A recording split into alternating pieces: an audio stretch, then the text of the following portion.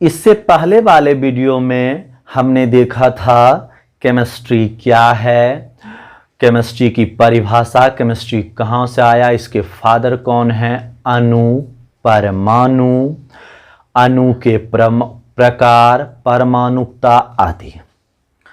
वो यहां से आगे आज हम लोग सीखेंगे ग्राम परमाणु और ग्राम अणु। फिजिकल केमिस्ट्री में यह बहुत महत्वपूर्ण और बहुत ही अपना महत्व रखता है। जब तक आप इसे नहीं समझेंगे, फिजिकल केमिस्ट्री चाहे 11th का हो, 12th का हो, 10th का हो, 9th का हो, आप नहीं समझ पाएंगे। क्लियर? तो चलिए आज हम लोग इसे सीखते हैं।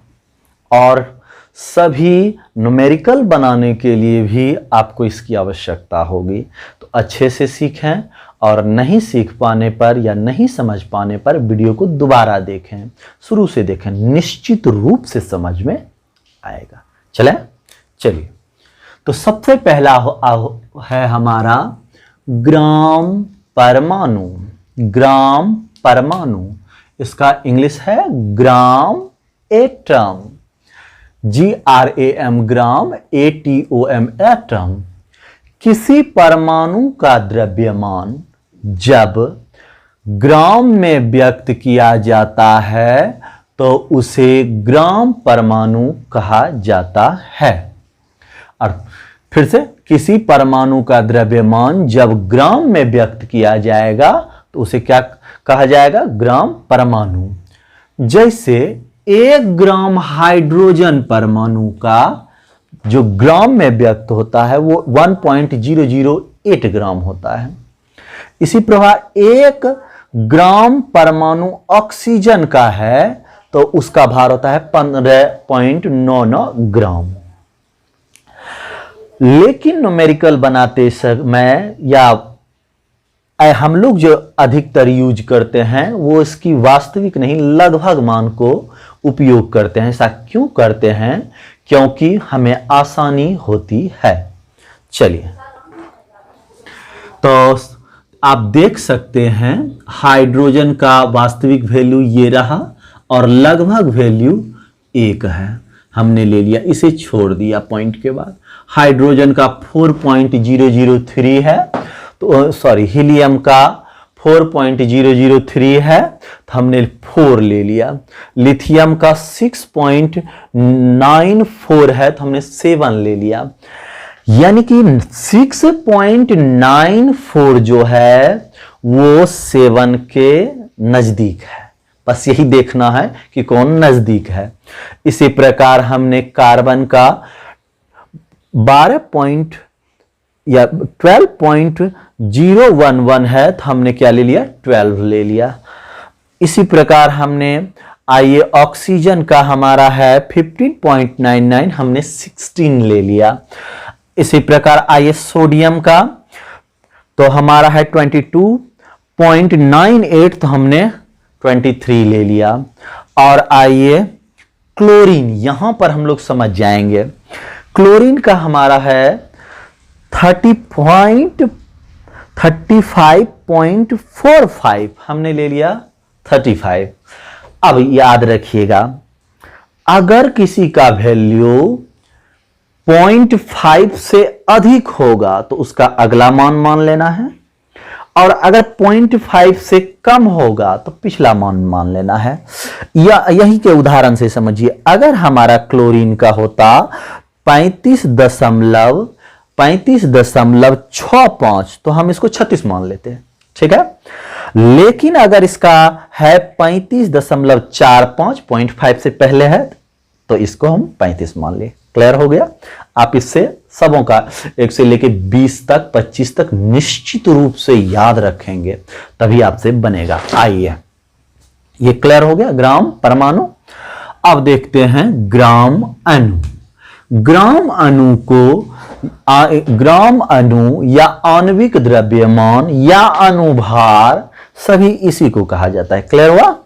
आइए, इसका इंग्लिश होता है ग्राम मॉलिक्यूल और आणविक द्रव्यमान का होता है मॉलिक्यूलर वेट। आइए, किसी भी अणु का द्रव्यमान जब ग्राम में व्यक्त किया जाता है तो उसे ग्राम अणु कहते हैं। अणु परमाणु, परमाणु सिर्फ हो गया जैसे ये हाइड्रोजन है तो ये परमाणु हुआ, लेकिन ऑक्सीजन के दो अणु ये जो है ये अणु हुआ। अगर NaCl है तो ये अणु हुआ, इस प्रकार से। चलिए, तो इसे ग्राम अणु कहते हैं। अब 1 ग्राम अणु नमक, NaCl नमक है, 1 ग्राम अणु NaCl हम जानते हैं, हम पहले से जान रहे हैं कि सोडियम का कितना परमाणु भार होता है या परमाणु ग्राम में कितना होता है, तो 23 होता है, और क्लोरीन का कितना होता है, तो 35 होता है। तो हम लोग यहां निकाले, अभी मैं आपको तरीका बताऊंगा कैसे ये अनुभार निकालते हैं। तो 23 गुना 1 जोड़ 35 गुना 1 तो कितना हो गया, 58 ग्राम। अच्छा, अब हम H2SO4 सल्फ्यूरिक अम्ल का निकालते हैं। हम जानते हैं कि हाइड्रोजन का होता है 1, सल्फर का होता है 32 और ऑक्सीजन का 16। आप जो पढ़ रहे हैं ये सारी चीजें मैं डिजिटल स्टडी मटेरियल के अंदर भी दे दिया करूंगा, आप डायरेक्ट वहां से देख सकते हैं, आपको मिलेंगे ये चीजें PDF फाइल के रूप में। चलिए, अब हम लोग देखेंगे H2SO4 अणु का। H2SO4 सल्फ्यूरिक अम्ल है ये। चलिए, तो इसका हाइड्रोजन, इसमें हाइड्रोजन का 1 होता है, सल्फर का 32 और ऑक्सीजन का 16। तो चलिए इसका निकालते हैं। तो हाइड्रोजन जो है हमारा वो कितना है, H2SO4 में H लिख देते हैं, H2SO4, इसमें हाइड्रोजन कितने हैं, तो 2 हैं, तो हाइड्रोजन गुने 2 लिख देंगे, प्लस का चिन्ह देंगे। सल्फर कितना है, 1 है, तो सल्फर गुना 1 लिख देंगे, और ऑक्सीजन कितना है, 4 है, तो ऑक्सीजन गुना 4 लिख देंगे। क्लियर हुआ।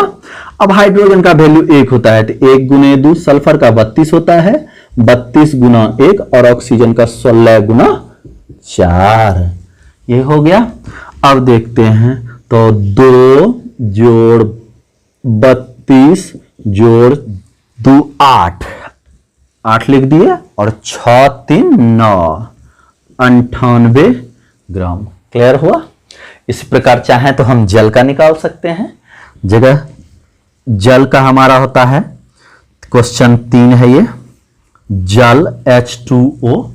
अगर हम लोग इसका निकालना चाहेंगे तो हाइड्रोजन का होता है हमारा 1, ऑक्सीजन का हमारा होता है 16, तो निकाल लेंगे H गुने 2 जोड़ O गुना 1 ऑक्सीजन, तो हो गया 1 गुना 2 जोड़ 16 गुना 1 इक्वल टू 2 जोड़ 16 इक्वल टू 18 ग्राम। आप भी निकाल सकते हैं। अच्छा लगा। चलिए, अब यहां से हम लोग देखेंगे अनुभार या आणविक द्रव्यमान को निकालने का तरीका, वो भी आसानी से सीखेंगे। चले हम लोग, आइए, ध्यान रखिएगा, इसे सीखना ही सब कुछ है। चलिए, तो अनुभार या आणविक द्रव्यमान अगर आपको निकालना हो तो सबसे पहले क्या करें, अणु में उपस्थित परमाणुओं की मूल संख्या। मूल संख्या का मतलब हुआ कितना परमाणु उस यौगिक के अणु में या तत्व के अणु में उपस्थित है, इस पे नजर बनाए रखेंगे। ठीक है, उपस्थित परमाणुओं की मूल संख्या से गुना कर सभी परमाणुओं के द्रव्यमान को आपस में जोड़ दें। चलिए देखिए, इसे समझते हैं। पहले हम लोग पढ़ लिए, अणु में उपस्थित परमाणुओं की मूल संख्या से गुना कर सभी परमाणुओं के द्रव्यमान को आपस में जोड़ दें। ये ट्रिक हो गया।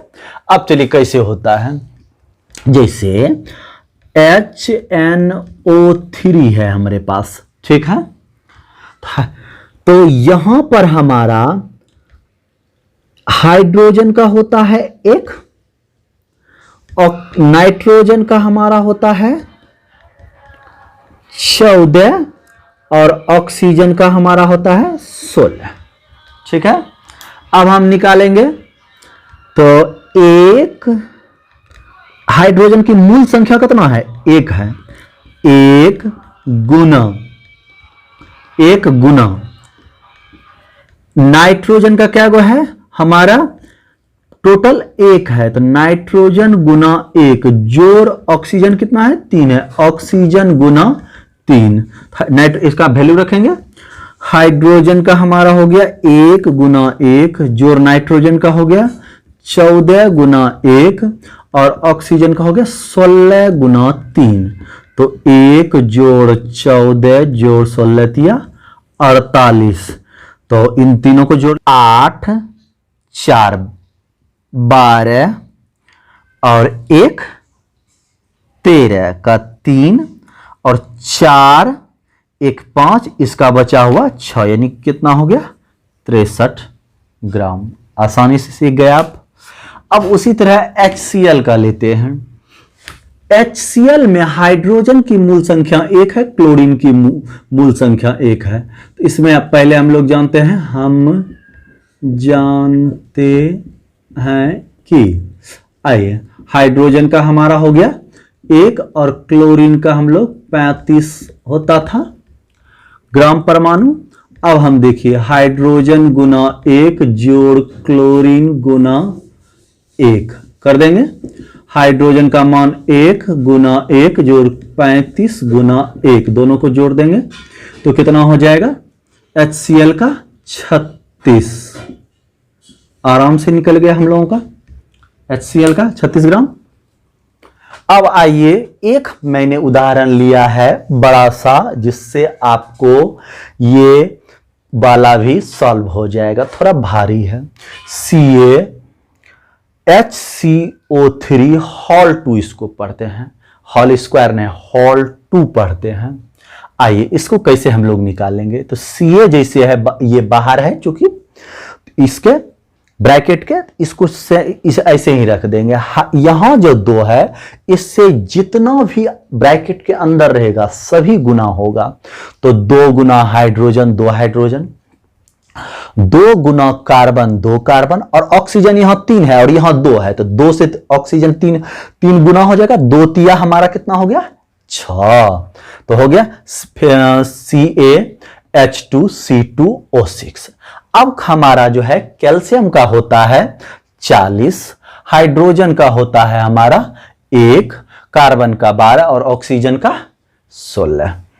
अब आइए यहां पर देखते हैं कितना है हमारा Ca, एगो है तो यहां Ca इंटू 1 दिए। हाइड्रोजन हमारा कितना है 2 है, हाइड्रोजन इंटू 2 दिए। अच्छा, कार्बन कितना है 2 है तो C गुना 2 दिए, और ऑक्सीजन कितना है 6 है तो ऑक्सीजन गुना 6।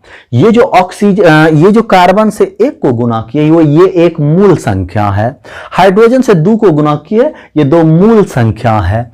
कार्बन को 2 से गुना किए 2 जो है मूल संख्या है। ऑक्सीजन को 6 से गुना किए 6 ही मूल संख्या है। गुना करके सबको आपस में जोड़ दिए। अब हम वैल्यू रख दिए, इसका 40 गुना 1, इसका 1 गुना 2 है, और हाइड्रोजन का 1 होता है, इसका 12 होता है कार्बन 12 गुना 2, और इसका 16 गुना 6। तो 40 प्लस 2 प्लस 24 प्लस 96 हमारा निकल गया 162 ग्राम। क्लियर हो गया। इसी प्रकार अगला हमारा है, ये क्लियर हो गया। यहां पर हम आप लोगों को HW दे के छोड़ रहे हैं। हमारा CaCO3 है, ठीक है, NH3 है, Ca3PO4 है, MgSO4 है, HNO3 है। ये 5 आप लोग बनाएंगे और मुझे इसका फोटो सेंड कर देंगे। क्लियर हो गया। अब आइए ग्राम अणु को समझते हैं। ग्राम अणु का फॉर्मूला, ग्राम अणु कैसे निकालते हैं अगर हमको यौगिक दिया हुआ हो। चलिए, ग्राम अणु बराबर होता है यौगिक की मात्रा ग्राम में। अगर यौगिक हमारा किस में रहेगा ग्राम में, अब बटे यौगिक का अनुभार। ये फॉर्मूला होता है, याद रखना है, ठीक है। यौगिक की मात्रा ग्राम में अब बटे यौगिक का अनुभार। अब देखिए हमको एक क्वेश्चन दिया गया है, ऐसे इस प्रकार का क्वेश्चन रहता है, ठीक है। आइए तो हमारा क्वेश्चन है 90 ग्राम जल में कितने ग्राम अणु है, एज ए न्यूमेरिकल, ठीक है। तो न्यूमेरिकल अगर हम बनाएंगे तो ये हो गया 90 ग्राम जल में कितने ग्राम अणु है, ठीक है। क्वेश्चन हमको पूछा गया, तो अब हमको देखना इसी फॉर्मूला पर है। तो यौगिक हमारा क्या है, जल है, ठीक है। तो हम सबसे पहले हमारा यौगिक का नाम है, यौगिक हमारा है जल, इसको लिख देंगे H2O। कितना ग्राम है, टोटल हमारा है 90 ग्राम, ये निकल गया। अब जल का अनुभार निकालेंगे, जल यानी कि H2O का अनुभार, अभी तुरंत आपने सीखा है निकालना इसको। तो हाइड्रोजन गुना कितना है H2O में, 2 हाइड्रोजन है, 2 जोड़ ऑक्सीजन गुना 1, तो हमारा हो गया इसमें यहां रख देंगे 1 गुना 2 जोड़ यहां पर 16 गुना 1, तो हमारा हो गया 2 + 16 = 18 ग्राम। क्या निकाल लिए, अनुभार। अब देखिए हम लोग निकालेंगे ग्राम अणु। ग्राम अणु इक्वल टू हो गया यौगिक की मात्रा ग्राम में, यौगिक की मात्रा ग्राम में कितना है, बराबर 90 ग्राम, और यौगिक का अनुभार हमको कितना निकला, 18 ग्राम। रख देंगे, ये कट गया, कितना आ गया हमारा, 18 × 5 = 90, 5 ग्राम अणु। निकालने के लिए आपने सीखा इसे, ग्राम अणु। उम्मीद है सीख गए होंगे, नहीं सीखे होंगे तो थोड़ा वीडियो पीछे करके देख लेंगे दोबारा, बहुत आसान है। इसी प्रकार दूसरा क्वेश्चन है 88 ग्राम कार्बन डाइऑक्साइड में कितना ग्राम अणु है। ठीक है, आप इसे निकालने के लिए सीखिए, बहुत मजा आने वाला है। चलिए देखते हैं। तो सबसे पहले हमारा CO2 कितना ग्राम है, टोटल 88 ग्राम। तो CO2 इक्वल टू कितना ग्राम है, CO2 टोटल हमारा है 88 ग्राम। अब CO2 का हम क्या करेंगे, अनुभार निकालेंगे। CO2 का हमारा अनुभार होगा, CO2 का अनुभार इक्वल टू हमारा हो गया C गुना 1 जोड़ O गुने 2। C गुना 1 क्यों किया, इसका ये रीजन है कि भाई कार्बन 1 है तो कार्बन को 1 से गुना किया, और ऑक्सीजन हमारा कितना है, 2 है, तो ऑक्सीजन को 2 से गुना किए, तो हमारा ये हो गया 12 गुना 1 जोड़ 16 गुना 2, तो 12 गुना 1 12 और जोड़ 16 दुना 32 इक्वल टू कितना हो गया, 44 ग्राम हो गया। अब हमको क्या निकालना है, तो ग्राम अणु निकालना है। तो चलिए भाई ग्राम अणु हम लोग निकालते हैं। ग्राम अणु बराबर, फिर से फॉर्मूला देखेंगे, यौगिक की मात्रा ग्राम में, यौगिक की मात्रा ग्राम में हमारा कितना दिया है, चलिए ग्राम अणु, ठीक है, यौगिक की मात्रा हमको दिया है 88 ग्राम और अनुभार कितना निकला, 44 ग्राम। ठीक है, 44 ग्राम, कट के 44 दूना 88, 2 ग्राम अणु। हम यहां लिखेंगे 2 ग्राम अणु। उम्मीद है आप सीख गए होंगे इसे ना। तो चलिए आगे की क्लास में पुनः हम लोग देखेंगे। आपको अच्छा लगा होगा, इसे आप दोबारा चाहें तो देख लें, सीख लें। जब सीखते जाएंगे तो केमिस्ट्री आपकी मजबूत होती जाएगी। अगर आप केमिस्ट्री में मजबूत हैं 11th में, या आपका बेसिक मजबूत है, तो आप केमिस्ट्री में हिल नहीं पाएंगे। अगर आपका बेसिक मजबूत नहीं है केमिस्ट्री में, तो आप पीछे चले जाएंगे। तो मेरे प्यारे मित्रों, मेरे छात्रों, मेरे दोस्तों, केमिस्ट्री के बेसिक को पूरा मजबूत करिए ताकि बेहतरीन आगे करें। Thank you. आपका अपना विष्णु सर।